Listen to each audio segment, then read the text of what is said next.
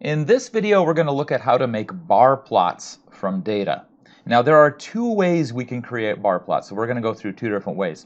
The first way is the most common way you're going to want to create a bar plot, and that is by having StatCrunch count up the frequency of certain data values to construct the bars. All right, and that's what we'll do with this first data set.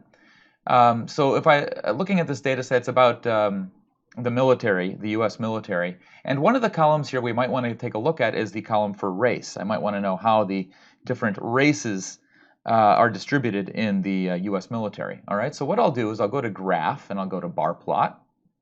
And I want StatCrunch to use the data that's there and count up the number of values corresponding to each race. All right, so for that I will use with data. Okay, and so I need to select the variables that I'm making the bar plot for, and we decided it was going to be race. All right, so we'll go ahead and select that, and then we'll hit compute. All right, so what StatCrunch has done here is it's counted up the number of times each race appeared in the data set. And it's made a bar with a height corresponding to that frequency. Now, what it's done is it's actually put the variables in alphabetical order. That may not be the most useful way to look at this. What we might want to do here is order them by not the value of the variable, but instead by the count of the variable, the frequency.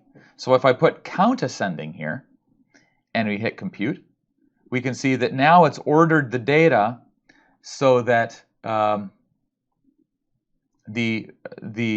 height of the bars is by the height of the bars here, right? Alternatively, I can go to Options and Edit. I can do count descending, right, and compute it that way. And that might be a good way to look at it as well, right? So if we look at the data this way, it's a little bit, I think, ordered in a more meaningful way here. Now, I want to look at another way to make bar plots. Okay, so let's look at a different data set here. And this is a data set on the planets in our solar system. We've got the different planets. Each row corresponds to a planet. Now, I might want to make a bar plot that studies the diameter of the planets. So I want now, instead of StatCrunch to compute the values of the bars by counting up data values, I just want it to use these numbers here as the heights of the bars. For that, what I want to do is do a bar plot with summary. The idea here is that we've already summarized the data. We already have the heights of the bars, and we just wanted to plot those bars. So that's when we would use with summary. So we don't want StatCrunch to count anything. We just want it to use the values that are already there. So I'll click that. What are the categories that represent each bar? Well, those are the different planets. Where are the heights of the bars coming from? Well, that we said was diameter. Okay, so I'll hit compute, and here we have bar plot, and there we are. Now, just like the last one, I don't think these are organized in a very nice way. What it's done is it's organized the planets in alphabetical order. What might be nicer to do, I'll go to Options and Edit, and I'll order by, just like we did before, I'll do count descending. Right? So now we have the diameters of the planets in order from largest to smallest. That might be a neater way to look at it. Okay, now suppose we wanted to do one thing a little bit different here. Suppose I don't want to look at these, suppose I want to exclude these smaller planets from the analysis here, all right? So maybe I just want to look at the gas giants, Neptune, Uranus, Saturn, and Jupiter. How can I have StatCrunch exclude the smaller planets? Well, notice that the larger planets' diameters are all over 20,000. All right. So what I want StatCrunch to do is only consider the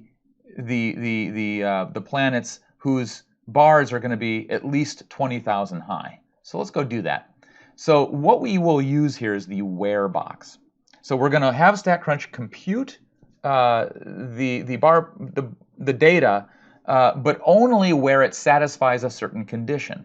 So that we're going to have to build the condition that we want it to satisfy.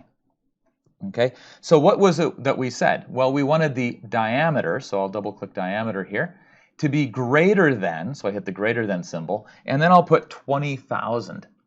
So if I hit OK here, this is a condition on the data. So StatCrunch will only plot data that satisfies this condition. So let's go see what happens. Notice it did exactly what we wanted. It produced a bar plot only from the data that satisfied the condition. And this will be useful in many cases to kind of just focus on a certain part of the data that we're really interested in.